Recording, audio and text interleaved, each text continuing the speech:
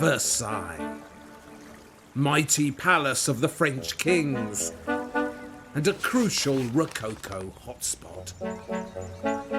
I wanted to come to Versailles to read you this.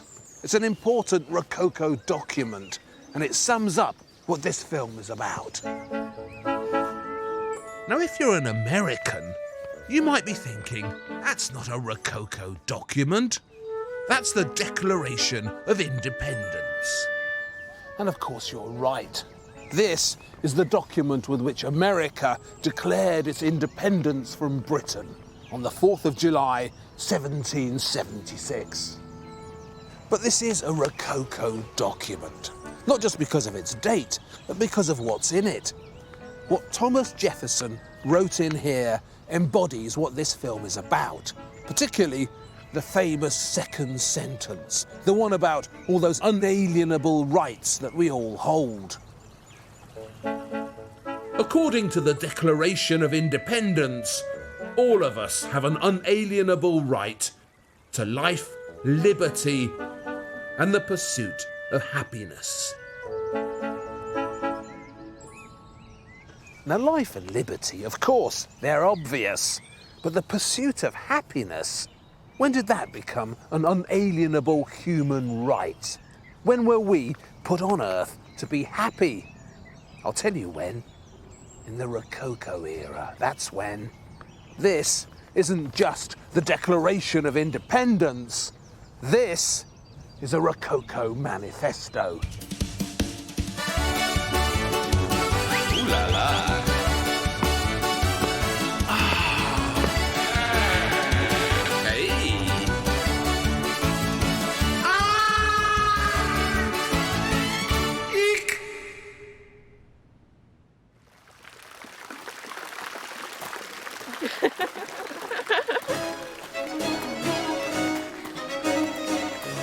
The Rococo pursued happiness in various ways and various places, as you'll see in this film. But of course, the first thing you need to get right when you pursue happiness is love. The pursuit of love fueled the Rococo age, like petrol fueling a fire. Love ought to be so uncomplicated, oughtn't it? A meets B, they like each other and live happily ever after. But of course, it hardly ever works out that way. The pleasures of love shouldn't be complicated, but they are. Love shouldn't be a battleground, but it is. And to its credit, the Rococo age knew this.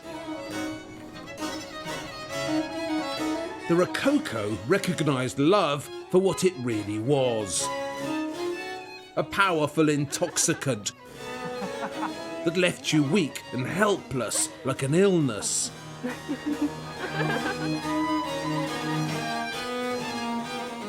No one knew this better than the most wistful of the Rococo's many observers of love. The genius of painted flirtation, Antoine Watteau. Watteau, or Watteau as they call him in Paris, was from northern France, Valenciennes on the Belgian border. So his origins were actually Flemish. We know that his father was a humble roof tiler, and that Watteau arrived in Paris in about 1702. And that's about all we know. Watteau is usually credited with inventing a new genre of painting called the fête galante. There's no exact English translation of fête galante. It's a kind of garden fete devoted to love. A festival of outdoor flirtation. In a fête galante, dreamy couples stroll across a dreamy landscape of parks and trees. Music's playing, hearts are fluttering, secrets are being swapped.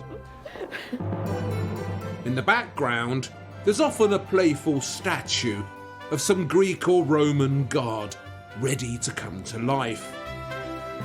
And booming in the distance, unheard by anyone in the picture, but ringing out clear as a bell to us, is a loud warning. Beware, love is on the loose.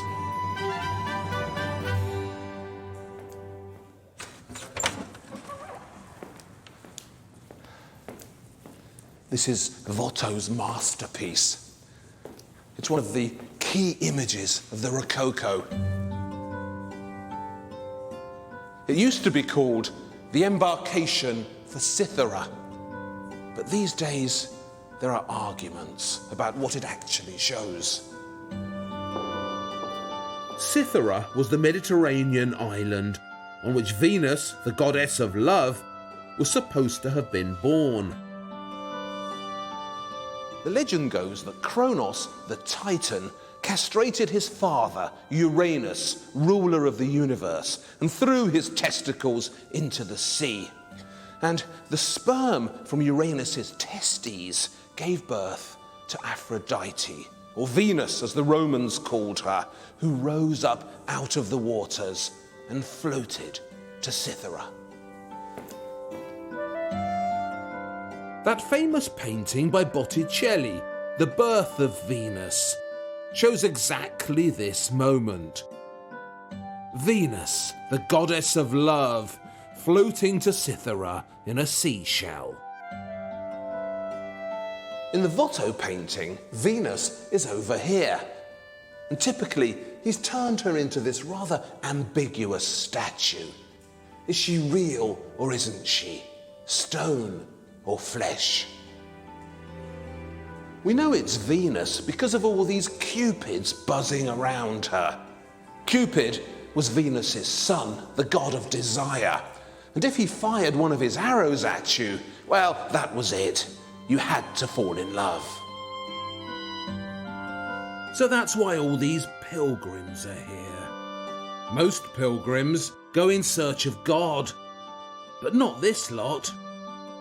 Watteau's pilgrims are searching for love. The question is, are they coming or going? It used to be thought that these pilgrims of love were setting off for Cythera. That's why the painting was called the Embarkation. But that doesn't really make sense, does it? Why would they be setting off for the island of love when they're already in love? I mean, look at these two here. So the latest thinking is that this is a departure, not an arrival. Venus has presided over an intoxicating visit to her island by a boatload of pilgrims. And now the visit's over, the boat is waiting, it's time to go home. So despite all the Venuses and the cherubs, this is actually a rather gloomy picture. According to legend, Cythera was the only place on earth where perfect love could be found. So what Watteau is actually showing us is the end of perfect happiness. That's why she's looking back so wistfully at where she's just been. She knows she'll never have all this again. For me, there's almost a religious dimension to Watteau's gloom. All these sons and daughters of Adam and Eve, fated never to find the perfect happiness they're looking for.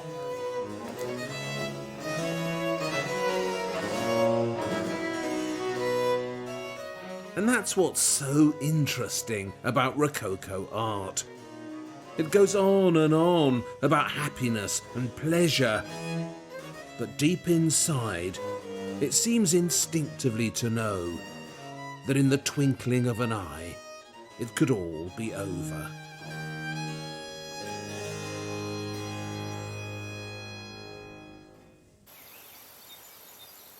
In the garden of love, the pursuit of happiness took place outdoors, against the beautiful backdrop of nature.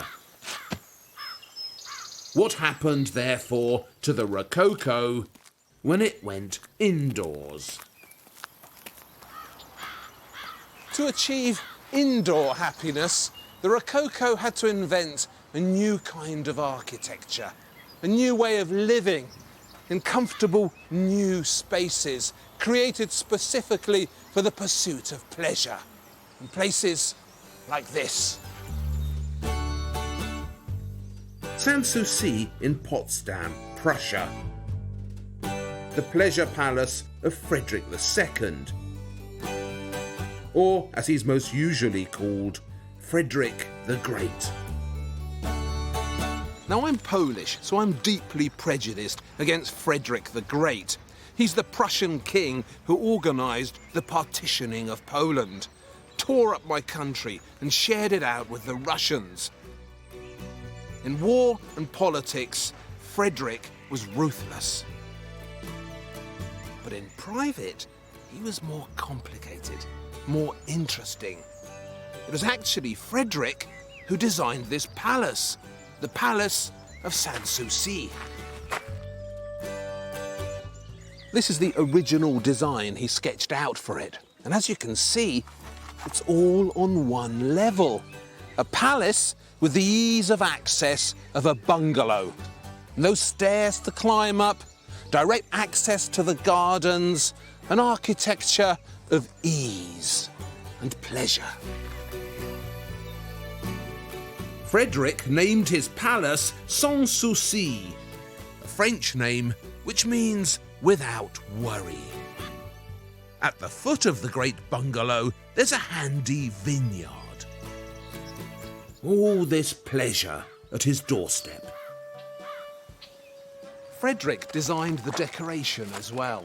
Those figures up there, the big ones, those are Bacchantes, followers of Bacchus, the god of wine. And look, he's put the name of the palace, Sanssouci, right in the middle between two of them. But it's written rather strangely. It actually says sans, comma, souci, full stop. So why the comma? Why the full stop? It's very puzzling, but also very typical, because Frederick loved playing word games. It was his Rococo way of having fun. Written up on the front of his palace was a message to the world that no one could understand. Forget Bletchley Park, forget the Enigma machine. This is a German code that's really tough to crack. Hundreds of great brains have had a go at it. But I think the secret is not to aim too high.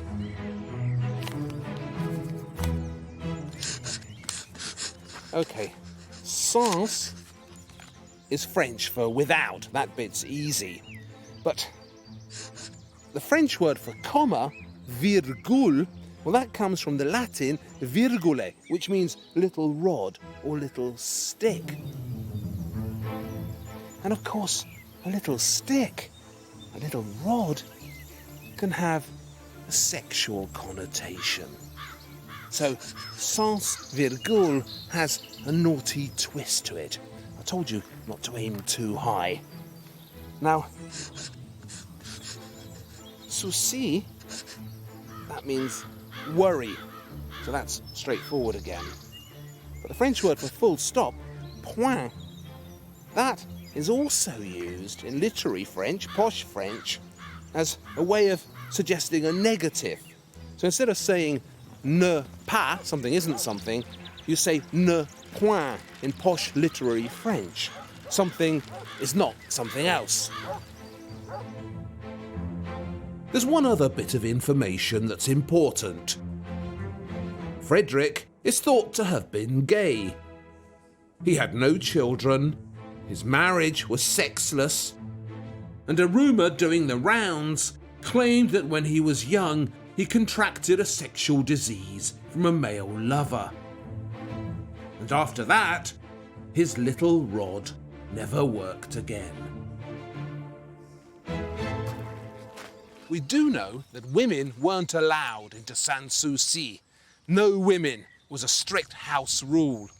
So what that code up there, the way Sans Souci is written, what it actually seems to be saying is sans virgule, without a little rod, souci point.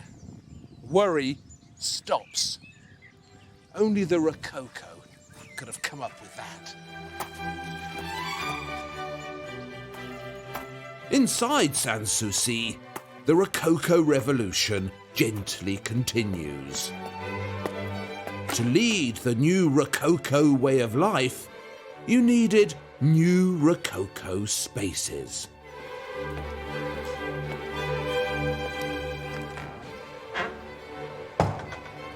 This is the music room, where all you did was play music and listen to it. Frederick was actually a very decent composer. He played the flute and wrote numerous concertos. You're actually listening to one now.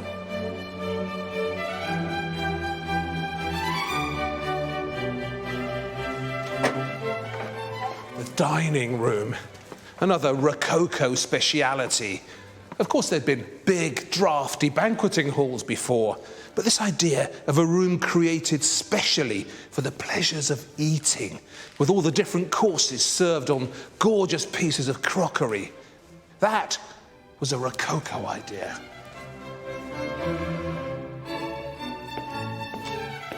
The bedroom.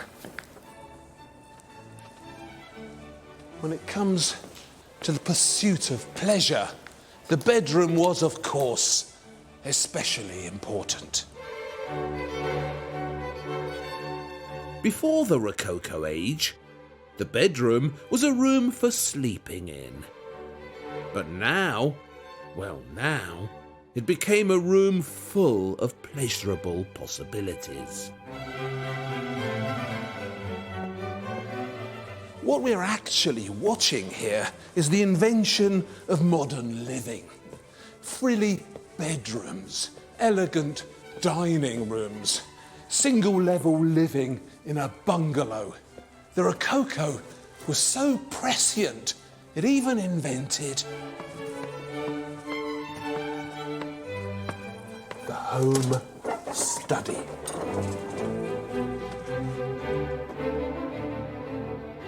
Study was now seen as one of life's great pleasures.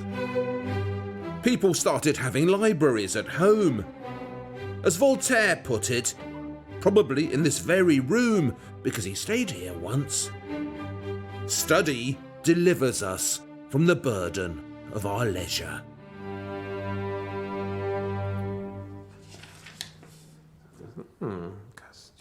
Casanova.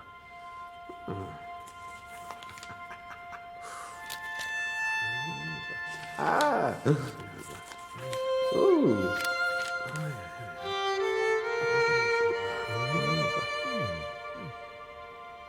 Do you know what the Greek word for beautiful is?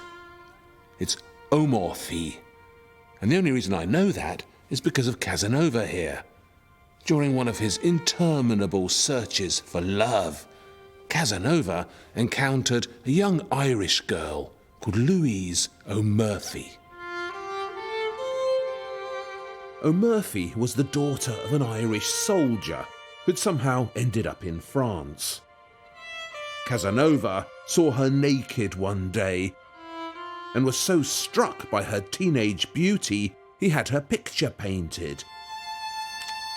And on this picture, he says, he added the inscription, Omorphe, beautiful in Greek, a pun on her name, Omorphe. Like most of what Casanova wrote, the Omorphe story is obviously nonsense. He just made it up. But Louise Omorphe isn't nonsense. She definitely existed. The proof is this infamous painting of her by Françoise Boucher, court painter to Louis XV. The picture, nicknamed the Blonde Odalisque, hangs at the Alte Pinakothek in Munich and shows Louise Omorphe sticking out her bottom brazenly. The real Louise Omorphe was Louis XV's teenage mistress. She bore him children, gave him her best years, and then he dumped her. So nothing remarkable there, a typical story of the French court. But Boucher's portrait is remarkable for its sheer licentiousness. Art has given us plenty of nudes before, but none of them was quite as shameless and direct as this. Boucher is often viewed as the Rococo's most typical painter, particularly by those who don't like the Rococo. As Louis XV's official artist, he was the go-to painter in the Rococo's naughtiest moments. Do I like his work? No.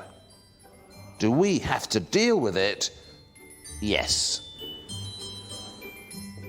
Because Boucher's frilly nudes and pink-bottomed goddesses mark the arrival in art of a new type of sensuality.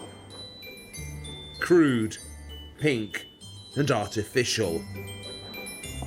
In Boucher's art, nothing looks real. It's like Rococo manga, a cartoonish world in which the pursuit of pleasure has had all its complications removed. No doubt, no guilt, no hesitation, just desire. Raw and colour-coded, a plastic pink.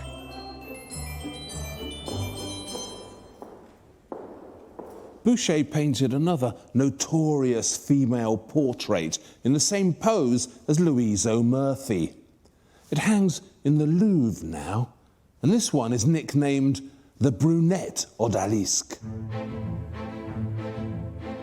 This time, the woman in the picture is Boucher's own wife.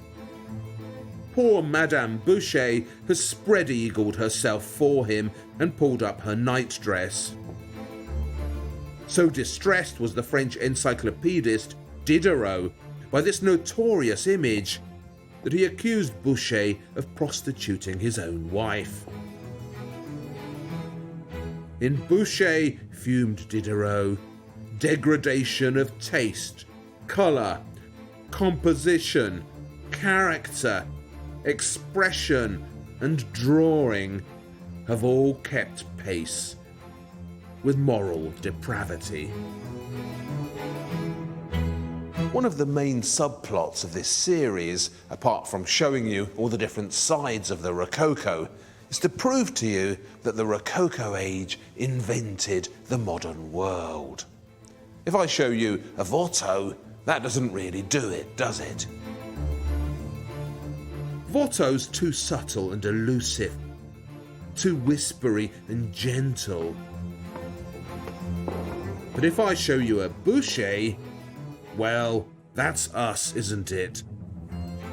Pleasure without consequences, nudity without modesty, desire without boundaries.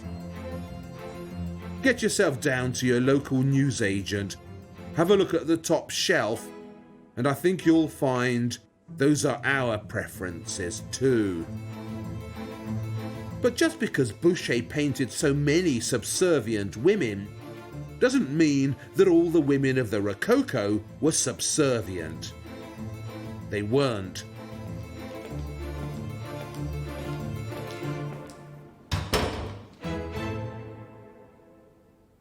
Right, we're going to have a general knowledge quiz. On this table, I have 3 things, and I want you to tell me what it is that connects them. So the first thing is a champagne glass in that baby sham shape, what they call a coupe de champagne. So that's object number 1. Next, Elvis in his pomp. Note the hairstyle. That's the clue. And finally, this bottle of nail polish. Pink nail polish. A particular kind of pink. So, pink nail polish, Elvis, and a champagne glass. What connects them? Easy peasy, right? I bet all you Stephen Frys out there got it straight away. What connects all these objects is that momentous Rococo presence. The infamous, the all-powerful Madame de Pompadour. Louis XV's favourite mistress. The first and greatest of the Grande Horizontale. Just in case you didn't get it, Elvis's hairstyle here, all piled up in a teddy boy quiff, that's called a pompadour. It's how Madame de Pompadour wore her hair, brushed up from the front, an uplifting style.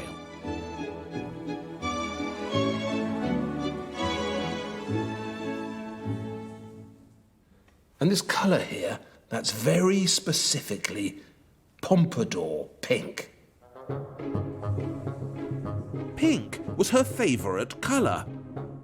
It was particularly popular in the Sèvres porcelain factory, on which she lavished so much of her attention and the nation's money. Madame de Pompadour's pink became one of the Rococo's definitive colours. And this, according to legend, this type of champagne glass, the flat type, the coupe de champagne, this is supposed to have been inspired, say the French, by the shape of Madame de Pompadour's breasts, which were cupped gently like this. Madame de Pompadour is supposed to have met the French king Louis XV at a fancy dress ball in February 1745, in the famous Hall of Mirrors in Versailles. Madame de Pompadour came as a sexy shepherdess, while the king, bizarrely, was dressed as a tree. So he didn't even have to lure her into the bushes to have his wicked way with her. He was the bushes. By the end of the evening, she'd climbed into his branches. And that night, the courtiers saw her carriage parked outside the royal apartments, where it stayed for the next 20 years.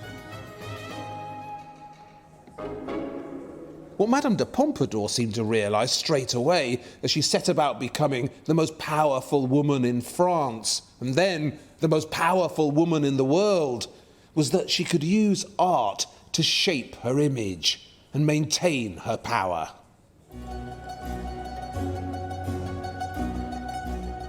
In reality, she was just the daughter of a failed Parisian financier. But in art, she could become something else, something new. In art, Madame de Pompadour could become a captivating Rococo presence. Her favourite portraitist, Boucher again, was particularly skilled at portraying her. He shows her playing a piano or reading a book. Beauty, yes, but also brains. Notice how in most of Boucher's pictures of her, she shows you this side, her best side. But in this one, unusually, she's looking straight at us. And what's really interesting about the way Boucher portrayed her is how unregal she looks, how informal. By this time, 1750, her power was absolute. Pompadour sent more people to the Bastille than any French king. She started wars, She changed world history. But in Boucher's art, she's such a light and delicate and kittenish presence. One of the chief functions of these pictures was to keep the king interested. He was paying for them all after all, so that coquettish tone they have, that shy thing looking out through the big eyes, that's not aimed at you or me, that's aimed at Louis XV. The most powerful woman in Europe is saying, "I'm only a delicate little flower, so come and protect me, you big hunk of a king."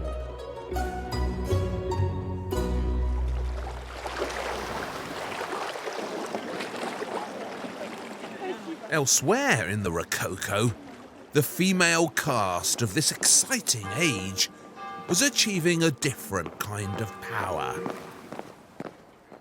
Religious power. This is the Church of the Carmini in Venice, and inside are a couple of beautiful altarpieces, one by Cima da Cornigliano and the other by Lorenzo Lotto. But we're not going to see them because they were painted in the Renaissance, and this is a film about the Rococo.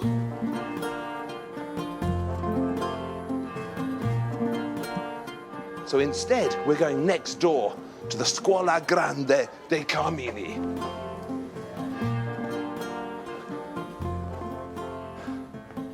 These squalas were charitable organisations set up to help the poor. So if you were homeless in Rococo times, you came in here and they'd put you up. Not bad for a hostel, is it? This particular Squala Grande was set up by an organisation of charitable women called the Lay Carmelites. They weren't actually nuns, they were friends of nuns associated with the Carmelite order. And their main task here was to make these scapulars. The scapula is a Catholic talisman, something you wear around your neck to ward off evil and keep you on the straight and narrow. It's just two bits of cloth connected at the sides, and you wear it around your neck like that, under your shirt. I used to have one as a kid, but I'm afraid I strayed from the straight and narrow. And this is a recent purchase. If you wear a scapula, the story goes, and lead a pious life, you're sure to go to heaven. The Virgin Mary herself has guaranteed it.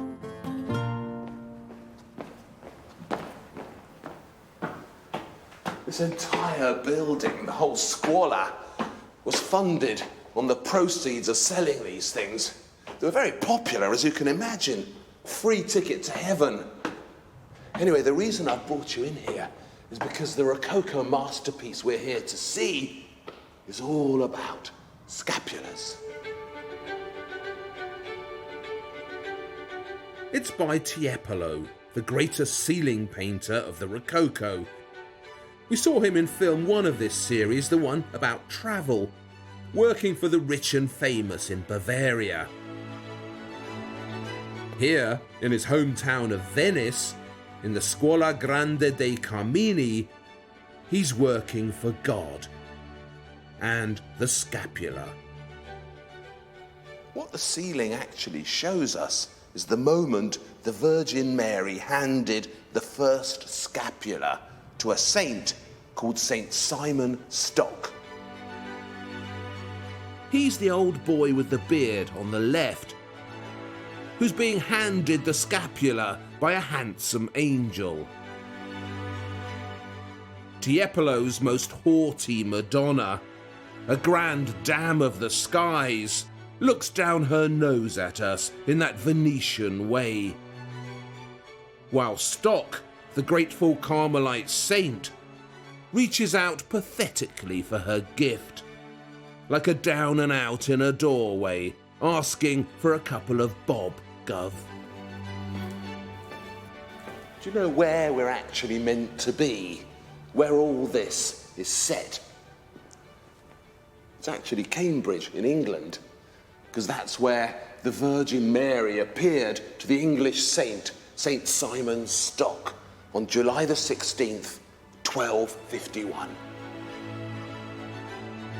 He'd been asking for a favour from her, and she gave him the scapular, with the words, "Whosoever dies wearing this scapular shall not suffer eternal fire." If you wear one of these, you're sure to be saved. So the Carmelites did really well out of the scapular. Lots of people wanted one. And in 1749, to mark this great success, Tiepolo was commissioned to paint this ceiling. So why are we here, with our scapulars and our unlikely saints' tales? Because this is an excellent place to witness the pleasure principle at work in the religious art of the Rococo. Tiepolo has set his action in the cool and calm light of dawn. The sky is blue, the sun tints the clouds a gentle pink. The lighting of Tiepolo's skies is delightful. This is the ceiling of the nearby church of the Gesuati. It was cleaned just recently, and look how cool and refreshing the skies are. Tiepolo took religious art out of the thunder, the storms and explosions of the Baroque, and relocated it in the cool, calm, delicious light of a Venetian dawn. It's one of his greatest achievements. They've lit a lot of fires in here in the past 300 years, so it's all yellower than it should be. But you can still feel this new airiness of Tiepolo's religious vision.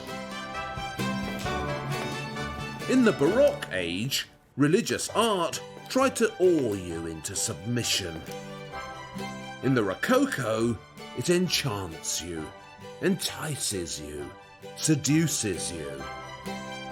Tiepolo's art is a religious honey trap, with perfect weather conditions, beautiful religious babes. And if you wear one of these, a shortcut to heaven. Who could resist all of that? Where's the ladder? I want to go up there.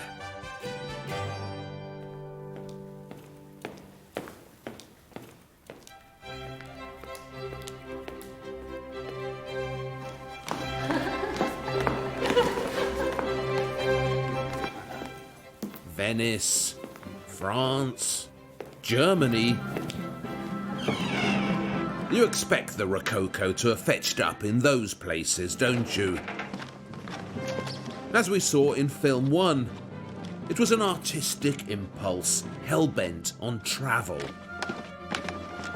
So sooner or later, it had to arrive in Britain as well. The British aren't naturally Rococo types, of course, but this wasn't some will-o'-the-wisp art movement that flutters briefly and it's gone. The Rococo looks fragile and delicate, but it turned out to be unstoppable. It was a sandstorm of pleasure that blew in everywhere. Even the dour and cold-blooded Britons couldn't keep it out forever. So it got here eventually, and look what it gave us. Gainsborough, the most dashing, quick-fingered, loose-wristed painter Britain has ever produced. Gainsborough could paint anything. He was that good. He did landscapes that are so breathy and healthy and British. He painted men of power and gave them an air of interesting complexity. And he painted himself too, as a modest chap with strong eyes. So he did all that, but there are two things he did particularly well. The first is paint women, which he did with breathtaking bravura. I think this one's my favourite. Countess Howe at Kenwood House. It's her pink dress that intoxicates me, and the fact that she looks so much like Helen Mirren. But wait, this could be my favourite too. Mrs. Robinson at the Wallace collection. Look how much character he finds in that exceptional Rococo face. Oh, here's to you, Mrs. Robinson. This is Sophia Charlotte Digby, Lady Sheffield. She just got married, hence the big Rococo get-up. And look how she casually dangles her arm, making sure we can all see her wedding ring. Sophia Charlotte Digby knows we're looking at her, but she pretends she doesn't. It's brilliant pictorial psychology from a painter who obviously knew a thing or two about women and their Rococo desire to express themselves through their clothes. And look at her feet. She's moving. You can almost hear all those extravagant silks rustling as she glides towards us. A bouquet on the move. This movement, the strolling, the gliding, was new. For 3,000 years, portraits had basically stayed still. The artist plonked the sitter in front of you and you examined them. That was the deal. Gainsborough, though, was different. Gainsborough got his sitters strolling towards us, heading for our space, ambling through the parks, and even dancing to the pleasurable new beat of the Rococo.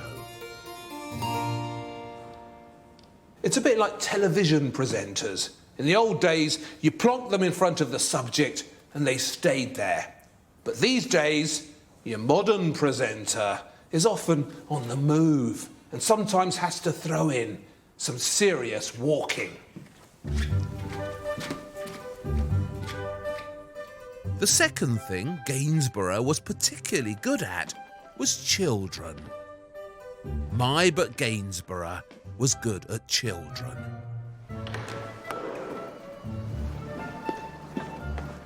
The Rococo invented childhood as we know it. Before the Rococo came along, children were seen as mini adults, humankind in its imperfect early form.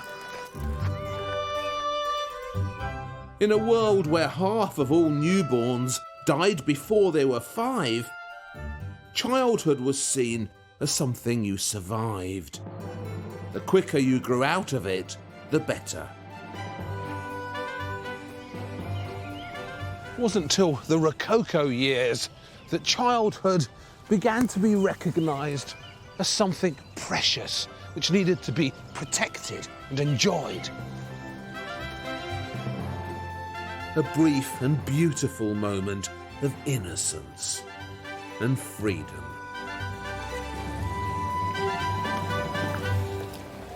As Rousseau, the influential French philosopher and champion of childhood, put it, to all those parents afraid their kids were now doing nothing, is it nothing to be happy? Nothing to run and jump all day? Give nature time to work before taking over her business.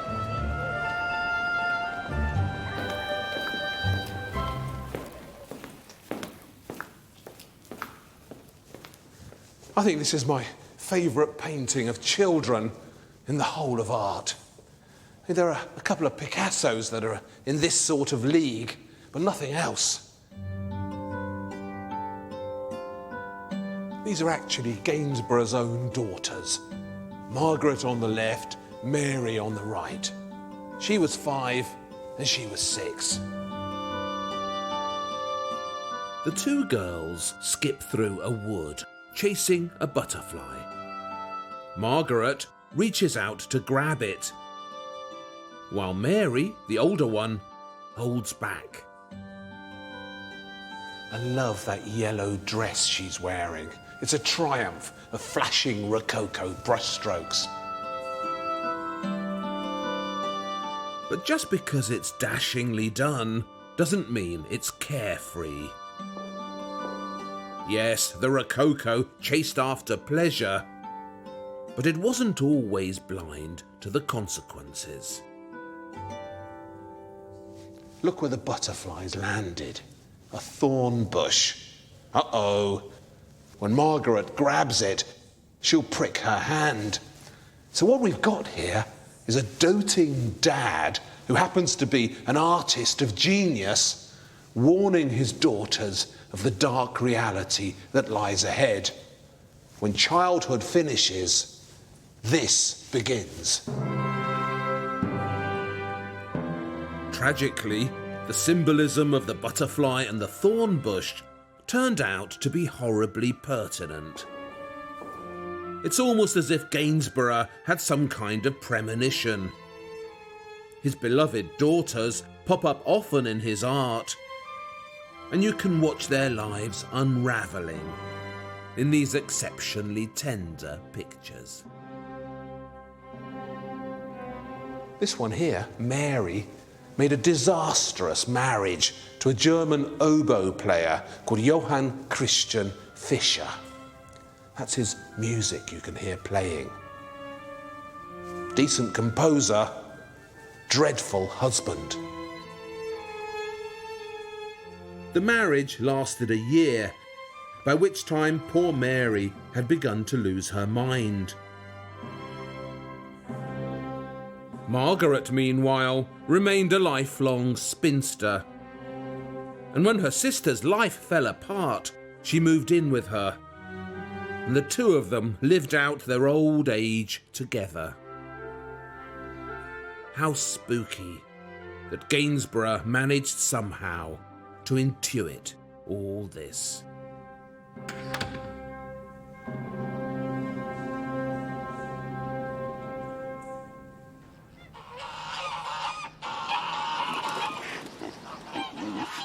Back at Versailles, the adults of the Rococo were also having trouble growing up.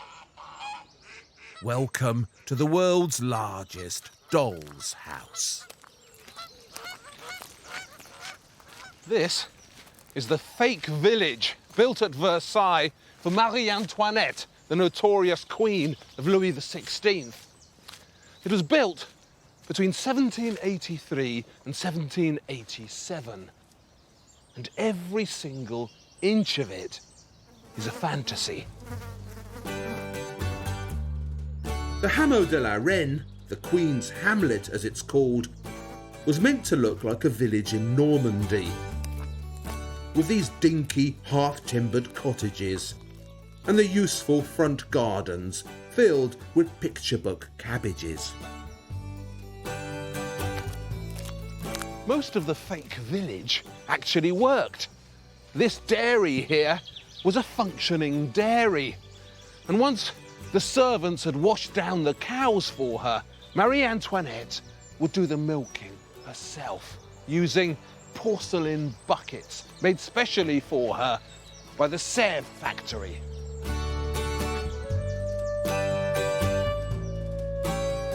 In real life, of course, Marie Antoinette didn't have a rural bone in her body. She was the daughter of the Holy Roman Emperor, an Austrian archduchess, bred and brought up to rule the plebs. But that was in real life. In the Queen's Hamlet, this extraordinary full-size rural theatre set, the Austrian archduchess could play at being a modest milkmaid, tending her flock. The Queen would wander about her village, dressed as a simple country girl, in a plain muslin dress and a straw hat. And she actually lived in this extra-large cottage here, the Bijou two-storey cottage.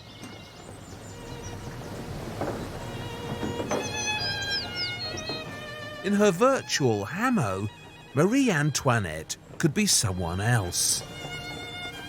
No longer the much-hated Queen of France, wasting the nation's money on fancy fripperies, but a simple country lass, leading a simple country life.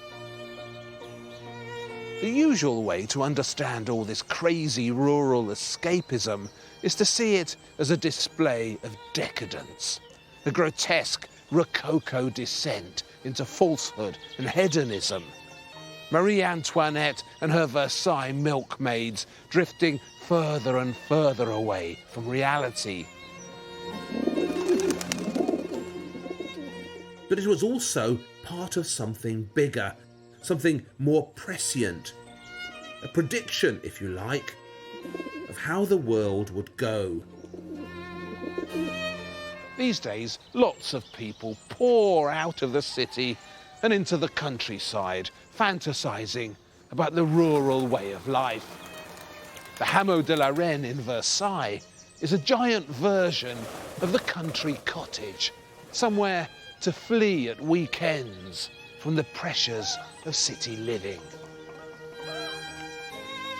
But instead of moving to the Cotswolds, Marie Antoinette could afford to make the Cotswolds come to her.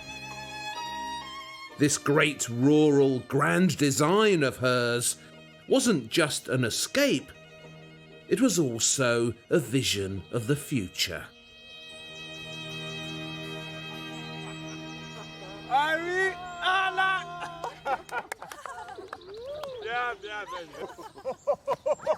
Did you know that the word school comes from the ancient Greek, schooli, which means leisure time or play?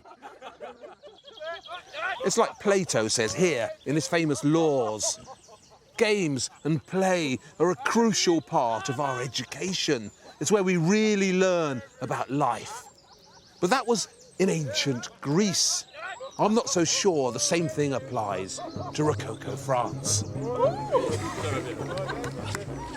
The relentless make-believe which characterises the Rococo's pursuit of happiness and pops up so often in its art doesn't seem particularly educational to me. More like a way of being naughty without making it obvious. I don't know if you've ever played Hotckles. It's a Christmas game. It's very popular in the Rococo. The rules of Hotckles are basic to the point of being inane. One person lays his head on the lap of another person, while someone else spanks them from behind on the bottom. The point of the game is to guess who spanked you. And if you get it right, you get to spank them next. So it's a silly game. But the reason the Rococo liked it, and why that quintessential Rococo painter, Jean-Honoré Fragonard, painted it, was because Hotckles had a powerful erotic undertow. Men get to lay their heads in the laps of women, and women get to lay their heads in the laps of men, and then they spank each other. I wonder why that caught on in Rococo France. Fragonard was a pupil of Boucher's, who specialised in sly paintings of Rococo people having fun. But he wasn't all bad. Look at the way he uses that exciting new Rococo colour, yellow. Ooh, Fragonard was the most exciting user of yellow art had so far seen. Not so good, however, is the clunky eroticism that distinguishes his art. His most famous picture, The Swing, is spectacularly naughty. It's just not immediately obvious.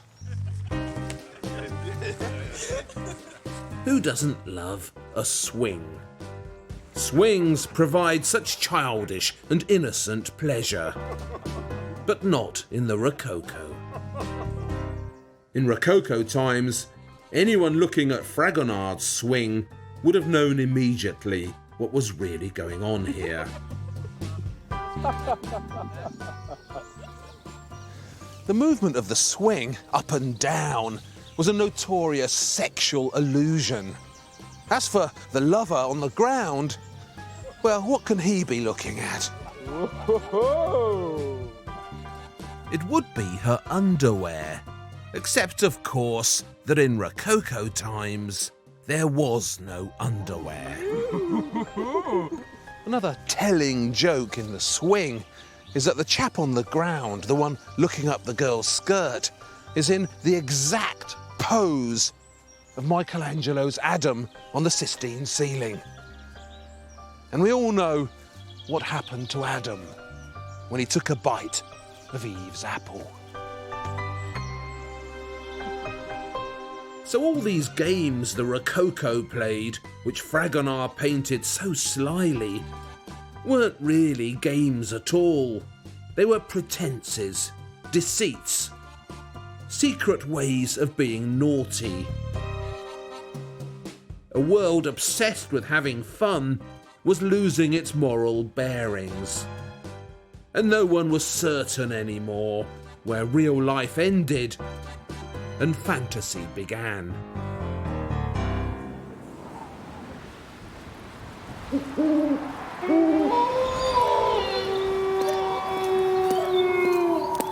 What's real and what isn't?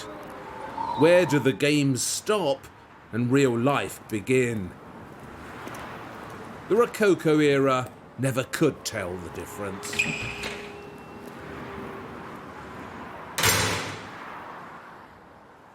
This is a very Rococo location, perhaps the most Rococo location in London, Madame Tussaud's. And that's Madame Tussaud herself, wax artist extraordinaire. That's her self-portrait. As a young girl, Madame Tussaud was taught wax modelling by a doctor her mother worked for. He took her under his arm and shared his forensic skills with her. She got so good at it that in 1780 she was appointed art tutor to Louis XVI's sister, Madame Elizabeth. And for the next 10 years she lived in Versailles and watched its downfall. When the French Revolution broke out in 1789, Tussaud was also arrested.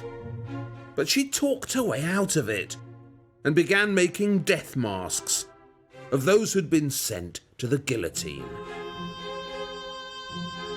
The wax models she made of the decapitated heads were put on these poles and then paraded through the streets like flags.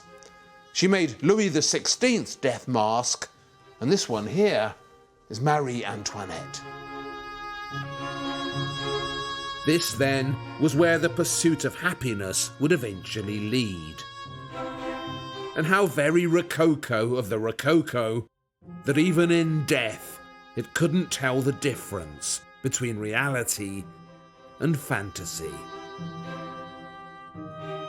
So far in this series, I've been enjoying the pleasures of the Rococo, the good news. But you can't drift as far away from reality as the Rococo did without losing your bearings. And in the next film, we'll be looking at what happens in Rococo art when reality creeps out and darkness creeps in.